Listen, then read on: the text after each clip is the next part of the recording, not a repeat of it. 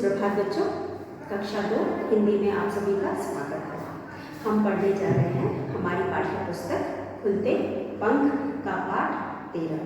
बच्चों, इससे पहले पाठ 12 में हमने तेनालीरामा के बारे में पढ़ा था और जैसा कि हम जानते हैं तेनालीरामा एक बहुत ही बुद्धिमान और हाजिर जवाब इंसान थे और वह अपने हाजिर जवाबी की वजह से राजा कृष्णदेव राय के प्रिय थे या प्रिय मंत्री थे।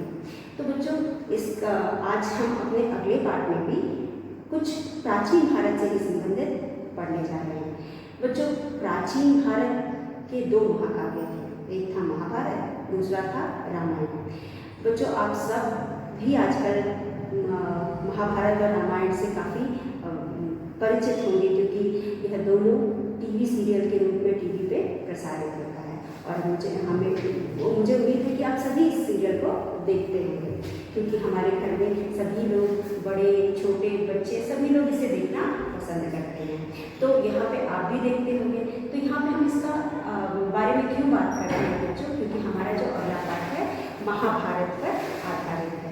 बच्चों, महाभारत का मतलब है कि महाकाव्य, और महाकाव्य का मतलब है बहुत ही विशाल काव्य है ये, जिसे हम कुछ घंटों या कुछ दिनों में इसके बारे में हम नहीं जान सकते। तो हमें इसे जानने के लिए बहुत समय लगेगा और इसकी बहुत सारी कहानियाँ प्रसिद्ध हैं। ऐसी बहुत सारी कहानियाँ हैं जो कि हम सबको जानना चाहिए और पढ़ना चाहिए क्योंकि ये हमारे देश से या हमारे प्राचीन काल से संबंधित है। तो आज हम इसके बारे में बात करेंगे और इनमें से ही एक कहानी पढ़ेंगे क्योंकि हमारी अगला चैप्टर है महाभारत की ही एक कहानी से संबंधित। तो बच्चों, महाभारत में आपने 2 नाम सुने थे, एक है युधिष्ठिर और दूसरा है पांडव। जैसा कि हम जानते हैं यह दोनों राजा के पुत्र थे और दोनों ही भाई थे। बच्चों, अगर हम धृतराष्ट्र की बात करें तो धृतराष्ट्र जो थे वह बचपन से ही देख नहीं सकते थे या कह सकते हैं कि वो अंधे थे। बच्चों, अंधे होने की वजह से उन्हें वह बड़ा पुत्र होने के बावजूद भी राजा नहीं बन पाते थे और उनकी जगह में उनके छोटे भाई पांडु को राजा बनाया जाता है। तो इस बात का गुस्सा या इस बात का मलाल धृतराष्ट्र को जीवन भर था। हमेशा उनके व्यवहार में चिड़चिड़ाहट थी और हमेशा उन्हें बहुत बुरा लगता था कि जबकि वह बड़ा पुत्र था और जैसा कि अक्सर होता है कि राजा का बड़ा पुत्र ही राजा होता है। तो इस वजह से अंधा होने की वजह से वह राजा नहीं बन पाए और उनको ये भी लगता था कि शायद उनके बच्चे भी ना बन पाए। तो इसलिए वो हमेशा दोनों भाइयों में थोड़ा बहुत जो कहते हैं मनमुटाव रहता था। लेकिन पांडु न चाहते हुए भी उनको राजा बनाया जाता है और वो राजा बनते हैं। तो बच्चों, धृतराष्ट्र की पत्नी का नाम था गांधारी और पांडु की 2 पत्नियां थीं। पांडु की बड़ी पत्नी का नाम कुंती था और उनकी दूसरी पत्नी का माद्री था और जो धृतराष्ट्र थे उनके 100 पुत्र थे और पांडु के 5 पुत्र थे। 3 पुत्र रानी कुंती के थे और 2 पुत्र माद्री के थे। तो बच्चों, दोनों में एक बार युद्ध होता है दोनों के बच्चों में और उसके बाद फिर जो पांडु थे इनको वनवास जाना पड़ता है।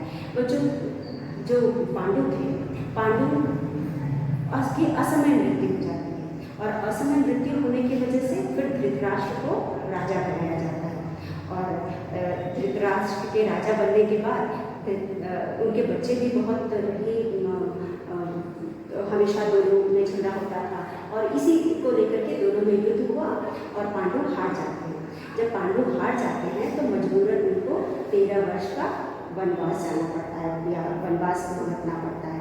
तो बच्चों, 12 वर्ष तो जैसे वो थे वैसे ही रहे, लेकिन जो 13वां वर्ष होता है उसे हम कहते हैं अज्ञातवास। अज्ञातवास का मतलब होता है कि हम कहाँ हैं, कैसे हैं, यह हम किसी को बताते नहीं और उसके बाद जो हम अपनी पहचान भी छुपा करके रखते हैं। मतलब जहाँ कहीं भी रहेंगे हम नहीं बताएंगे कि हम कौन हैं, कहाँ के रहने वाले हैं या जो भी है। हमें एक साधारण इंसान की तरह रहना पड़ता है। तो यह लोग भी अपने 13वें साल में जैसे आम जनता रहती है, बाकी राज्य के लोग रहते हैं, उसी तरह यह लोग भी बाकी राज्य के लोगों के साथ मिलकर के किसी एक राज्य में रहते थे। तो बच्चों, जैसे कि ये राजा के पुत्र थे, तो राजा के पुत्र होने की वजह से ये लोग बलशाली थे और दूसरों से जितने भी तो बहुत ही मेहनती थे और बहुत ही बलवान थे। तो इससे क्या था कि जो भी समस्याएं गांव में आती थी, ये लोग मदद क्या करते थे या उनकी समस्याओं को दूर करा करते थे। तो बच्चों, जैसा कि हम जानते हैं, जो पांडु के बड़े पुत्र हैं उनका नाम था युधिष्ठिर। युधिष्ठिर उन्हें धर्मराज भी कहते थे, क्योंकि वह बहुत ही ज़्यादा धर्म के अनुयायी थे और वो हमेशा वो कभी भी झूठ नहीं बोलते थे और अपने स्वभाव से ही बहुत ही सरल और सच्चे थे।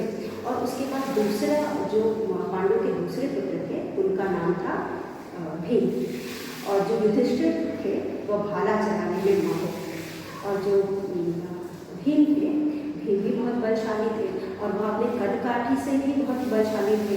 वह हट्टे कट्टे लंबे चौड़े थे, उनका कद काठी देख करके भी लगता था कि वो बहुत बलवान है। तो बच्चों, और वह गदा चलाने में बहुत माहिर थे और कहा जाता है कि उनके में 10 हाथियों के बराबर शक्ति थी। इसीलिए वो गांव वालों की मदद की बहुत सारी समस्याओं का हल कर सकते थे। तो उन दिनों बहुत राक्षस वगैरह जो होते हैं लोगों को परेशान किया करते थे। तो ये उन गांव वालों की उनसे मदद करते हैं। तो इसी पर हमारी आज की कहानी आधारित है। उससे पहले बच्चों, जो तीसरे पुत्र थे कुंती के या पांडु के, वह थे युधिष्ठिर हो गए और भीम हो गए, अर्जुन। और अर्जुन जो थे बहुत बड़े तीर धनुष चलाने वाले थे, मतलब वो तीर धनुष चलाने में निपुण थे। तो और अब बाकी 2 थे, नकुल और सहदेव, वो जुड़वा थे और वो माथी के पुत्र थे, वो भी बहुत बलवान थे। तो ये लोग 13वें वनवास के वर्ष में अज्ञातवास में रहते हैं और अपने आप को किसी को भी नहीं बताते कि वो कौन है और एकदम साधारण जीवन व्यतीत करते हैं। तो यहाँ पे गांव वालों को पता नहीं था कि ये लोग कौन हैं और गांव वाले को, जो भी गांव वालों को मदद की जरूरत होती थी, यह मदद करते हैं। तो बच्चों, चलिए देखते हैं कि किस तरह से ये लोग गांव वालों की मदद करते हैं और हमारी अगली कहानी क्या है। तो हमारी अगली कहानी है बच्चों पाठ 13, बहादुर भीम। यह कहानी भीम के बारे में। जैसा कि हमने कहा, भीम बहुत बलवान थे और गदा चलाने में माहिर थे। गदा चलाने में उनका कोई जोड़ी नहीं था और महाभारत से संबंधित था महाभारत का युद्ध। बच्चों, यह पूरा महाकाव्य महाभारत के युद्ध पर आधारित है। जैसा कि हम जानते हैं कि पांडवों और कौरवों के बीच की लड़ाई थी। इसी लड़ाई का नाम दिया गया था महाभारत। तो बच्चों, इस युद्ध में जितने भी धृतराष्ट्र के पुत्र थे सबका वध भीम ने ही किया था। इससे हमें यह पता चलता है कि भीम कितने बहादुर थे या ताकतवर थे। तो बच्चों, यहाँ पे हम इस कहानी में हम एक कहानी पढ़ेंगे, महाभारत महाकाव्य का एक छोटा सा कहानी पढ़ेंगे जो कि भीम से संबंधित है। पांडु के 5वें पुत्र भीम से संबंधित है। तो बच्चों, चलिए आज हम पढ़ते हैं पाठ 13, बहादुर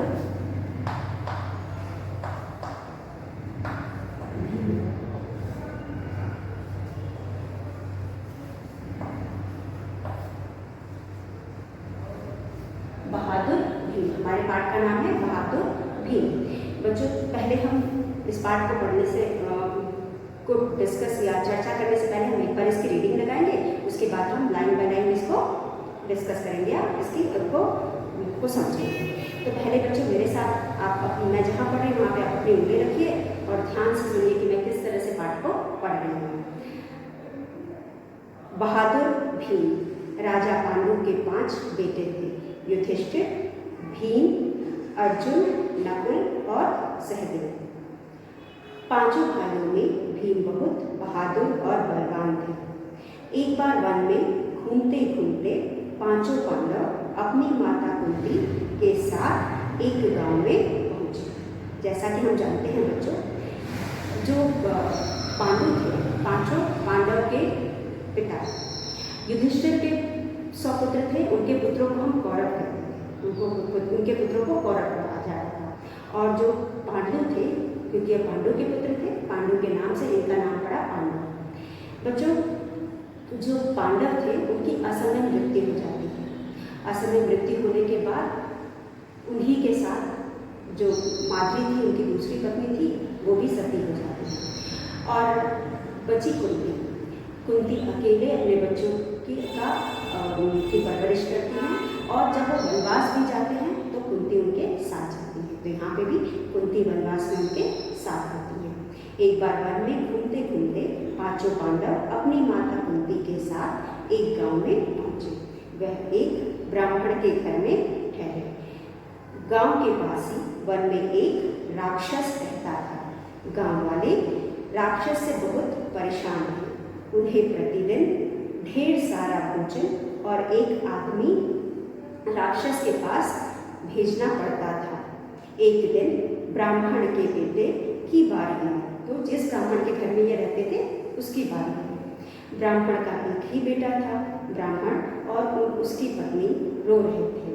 रात को रोने की आवाज़ सुनकर भीम उनके पास गए और रोने का कारण पूछा। ब्राह्मणी ने रोते रोते सारी बात बता दी।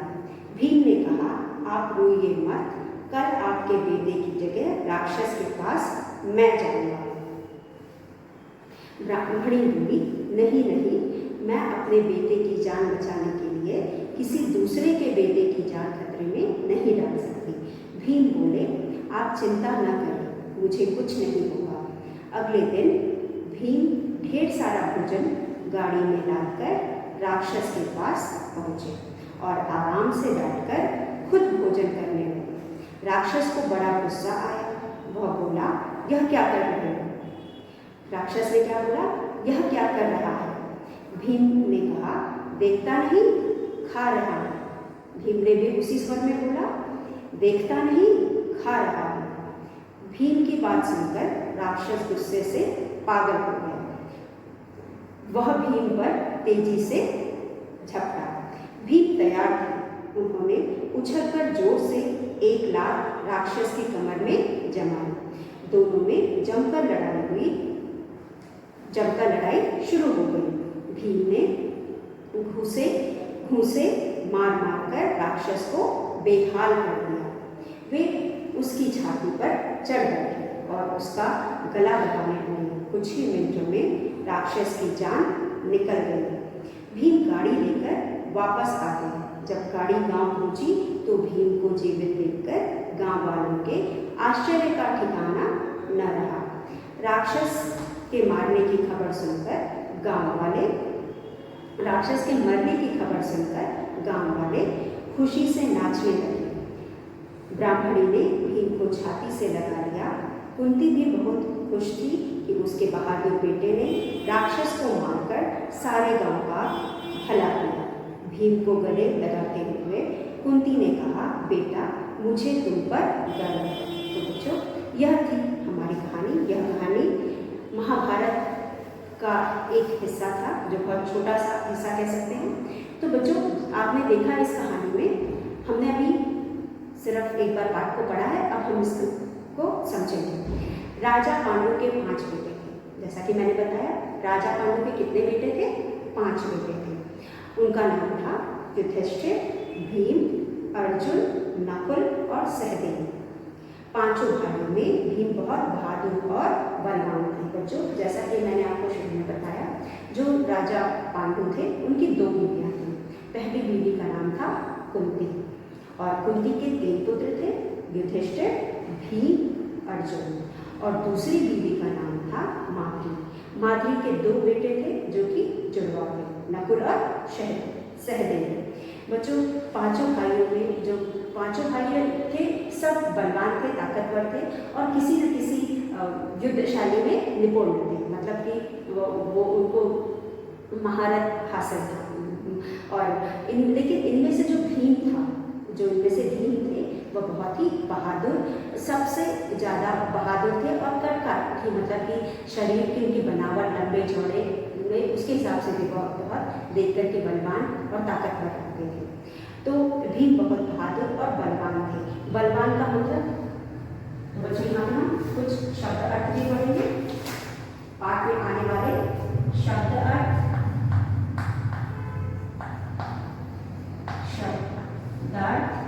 और मुहावरे।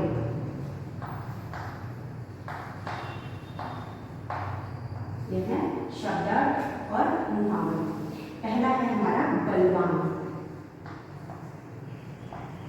बलवान का मतलब होता है ताकतवर। बलवान का मतलब होता है, बलवान का मतलब होता है ताकतवर। तो यह है बलवान का मतलब ताकतवर।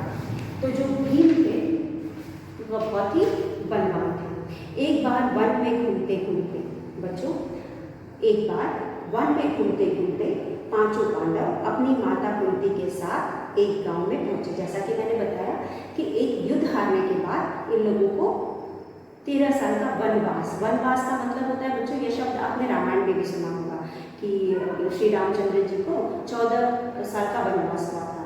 14 साल वनवास का मतलब होता है कि वन में वास करना, वन में अपना यह जितने समय के लिए वनवास होता है उतने साल हम वन में रहते हैं।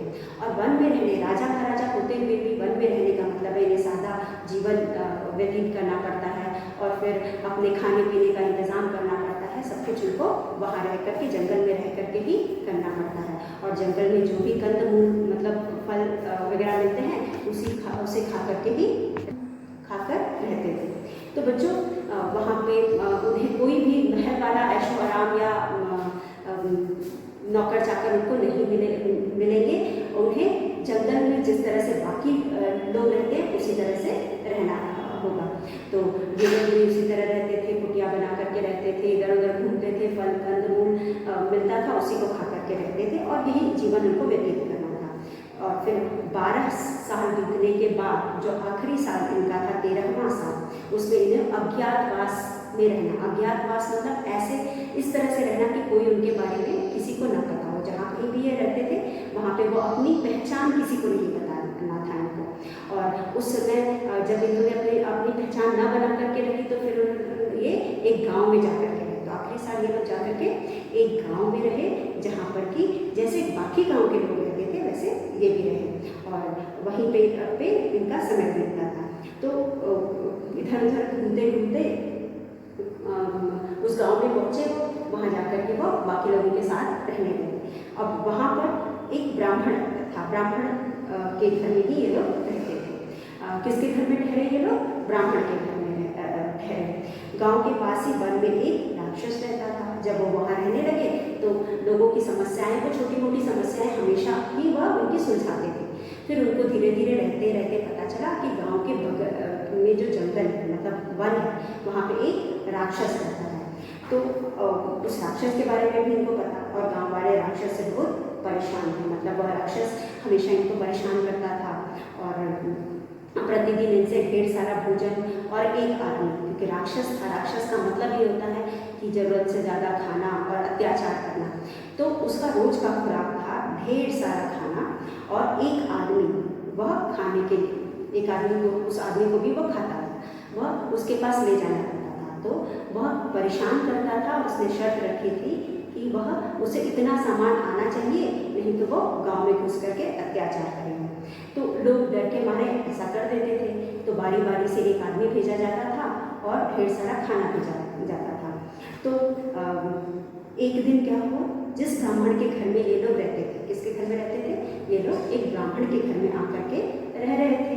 तो जिस ब्राह्मण के घर में रहते थे उस ब्राह्मण के बेटे की बारी है और उस ब्राह्मण के सिर्फ एक ही बेटा था।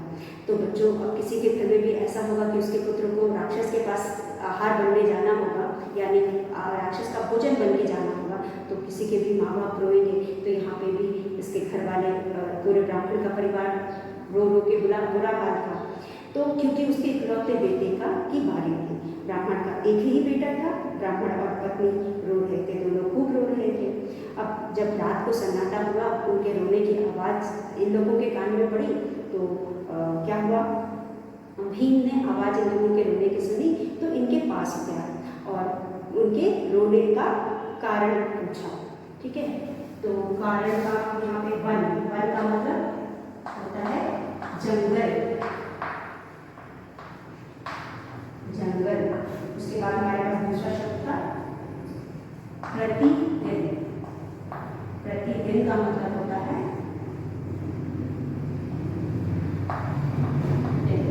प्रतिदिन का मतलब होता है रोज, रोज। फिर उसके बाद हमारे पास अगला शब्द है कारण,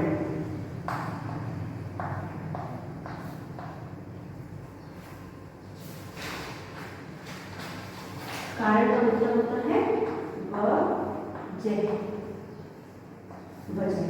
यह है शब्द अभी तक जो भी हमारे पाठ में है। तो बच्चों, जब भीम ब्राह्मणी के पास पहुंचे तो उन्होंने उनके रोने का कारण पूछा, तो ब्राह्मणी ने रोते रोते सारी बात बताई। तो जो ब्राह्मणी रो रही थी, जिसके बेटे की बारी थी, जिसके घर में ये लोग रहते थे, वह रोते रोते उसने सारा किस्सा बताया। भीम ने कहा, आप रोइए मत। भीम ने ढांढस बंधाते हुए ब्राह्मणी से कहा, आप रोइए मत, कल आपके बेटे की जगह राक्षस के पास मैं जाऊंगा। और भीम ने उनसे कहा कि कल आपका बेटा राक्षस के पास नहीं जाएगा, उसकी जगह मैं जाऊंगा। ब्राह्मणी बोली, नहीं नहीं, मैं अपने बेटे की जान बचाने के लिए किसी दूसरे के बेटे की जान खतरे में नहीं डाल सकती। तो ब्राह्मणी ने भीम से क्या कहा, ब्राह्मणी ने भीम से कहा कि नहीं नहीं, मैं अपने बेटे की जान बचाने के लिए किसी दूसरे के बेटे की जान मुसीबत में नहीं डाल सकती। भीम बोले, आप चिंता न करें, मुझे कुछ नहीं होगा। बहुत ही विश्वास के साथ, हिम्मत के साथ भीम ने उनको समझाते हुए कहा कि आप चिंता ना करें, मुझे कुछ भी नहीं होगा। अगले दिन, अब अगला दिन आया। भीम ढेर सारा भोजन, जैसे कि हमेशा कोई ना कोई लेकर के जाता था, आज कौन जा रहा था, आज भीम जा रहे था। भीम ने ढेर सारा भोजन गाड़ी में रखकर राक्षस के पास पहुंचे। तो और आराम से बैठकर खुद भोजन कर रहे, जो भी भोजन को लेकर के गए थे वो आराम से बैठ करके खुद ही खाने लगे। राक्षस को बड़ा गुस्सा आया। अब यह देख करके तो राक्षस को गुस्सा आएगा और उसे बहुत गुस्सा आया और गुस्से में बोला, वह बोला, यह क्या कर रहे हो? उसने क्या बोला गुस्से में, यह क्या कर रहे हो? भीम ने कहा, देखता नहीं, खा रहा हूँ। भीम ने भी उसी लहजे से बोला, क्योंकि भीम तो खुद ही बहुत बलवान शक्तिशाली थे, वो डर थोड़े ना रहते राक्षस से। उन्होंने भी जिस तरह से राक्षस ने सवाल पूछा, उसी तरह भीम ने भी जवाब दिया। भीम ने कहा, देखता नहीं, खा रहा हूँ। भीम की बात सुनकर राक्षस गुस्से से पागल हो गया। अब इतना सुनते ही राक्षस का कपारा और हाई हो गया, मतलब और गुस्से में आ गया हुआ, और गुस्से में आके बोला, वह भीम पर तेजी से झपटा।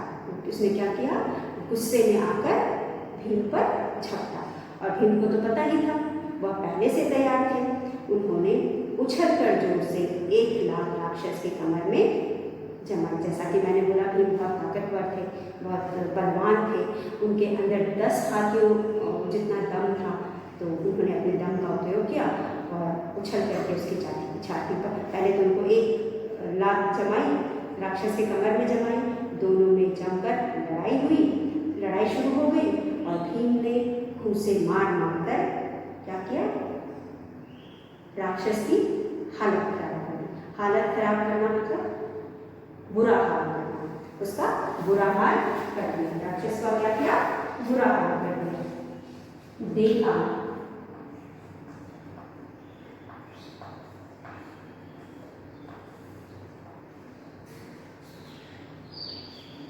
बिहार, बुरा हाल या खराब हाल,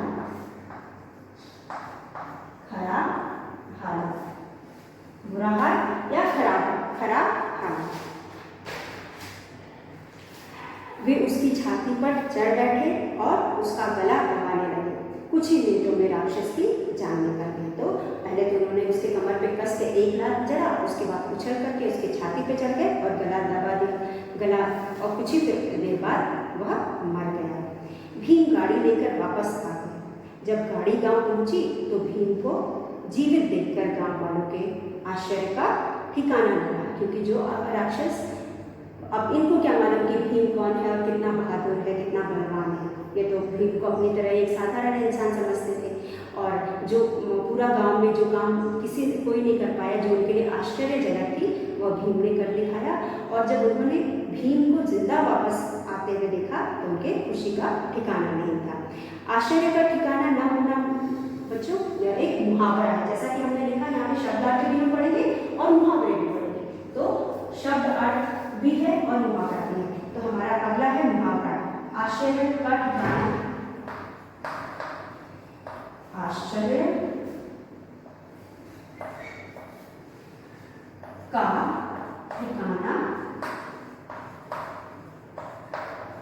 ठिकाना न रहा। आश्चर्य का ठिकाना न रहा मतलब उनके खुशी का ठिकाना है। आश्चर्य का ठिकाना मतलब बहुत आश्चर्य होना और बहुत बहुत बहुत आश्चर्य होना, आश्चर्य होना, क्योंकि ऐसा कुछ हुआ था जिसे देखकर उन्हें विश्वास नहीं हो रहा था। तो यहाँ पे ऐसा कुछ हुआ था जो उन्हें विश्वास नहीं हो रहा था कि शायद इस राक्षस को कोई मार भी पाएगा या इनको इस राक्षस से आज़ादी भी मिल पाएगी। तो ये सब आश्चर्य थे, उनको विश्वास ही नहीं हो रहा था कि वह राक्षस मर चुका है, अभी हमारे पास सकुशल वापस आ गया है। तो देखकर गांव वाले के आश्चर्य का ठिकाना न रहा। राक्षस के मरने की खबर सुनकर गांव वाले खुशी से नाचने लगे।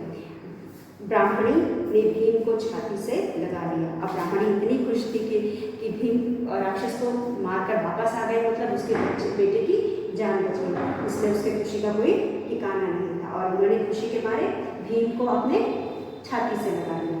कुंती भी बहुत खुश थी, भाई किसी का बेटा इतना बड़ा काम करेगा तो उसे गर्व होगा ही, और वह बहुत खुश थी कि उनके बेटे ने बहादुरी का काम किया है। राक्षस को मारकर सारे गांव का भला किया था उन्होंने।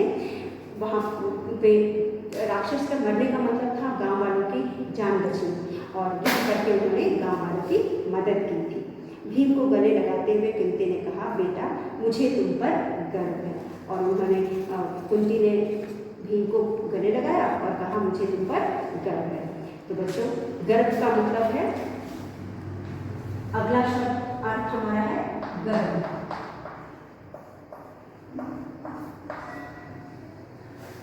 अभिमान, अभिमान। तो बच्चों यह था पाठ। अब हम एक बार शब्दार्थ पढ़ेंगे, शब्दार्थ और मुहावरे। बच्चों, इस पाठ में हमने जो भी शब्द पढ़े जो हमारे लिए नया था या मुश्किल था, उसके अर्थ यहाँ पे हम समझेंगे। जैसे कि बलवान, बलवान का मतलब होता है ताकतवर, बलवान का मतलब ताकतवर। फिर उसके बाद हमारे पास दूसरा है वन, वन मतलब जंगल। हमारे पास तीसरा है प्रतिदिन, प्रतिदिन मतलब रोज या कह सकते डेली, जो हम इंग्लिश में कहते हैं। फिर उसके बाद हमारे पास है कारण, वजह, कारण का मतलब वजह। उसके बाद है बेहाल, खराब हालत या बुरा हाल भी हम कह सकते हैं, खराब हालत या बुरा हाल। गर्व, गर्व अभिमान, आश्चर्य का ठिकाना न रहा। यहाँ पे आश्चर्य का ठिकाना न रहा एक मुहावरा है बच्चों, आश्चर्य का ठिकाना न रहा यह एक मुहावरा है। उसके बाद बहुत आश्चर्य होना, इस मुहावरे का अर्थ है बहुत आश्चर्य होना। तो बच्चों, यह था शब्दार्थ जो हमने पाठ में पढ़ा था, और बच्चों हमने पाठ भी पढ़ लिया, और उम्मीद है कि आपको पाठ समझ में आया होगा। अब इस पाठ के शब्द अर्थ को आप पढ़ेंगे और समझेंगे, और पाठ को जोर जोर से पढ़ करके पढ़ने का अभ्यास करेंगे। फिर अगले सत्र में बच्चों हम इस पाठ के अभ्यास कार्य को करेंगे। तब तक के लिए धन्यवाद।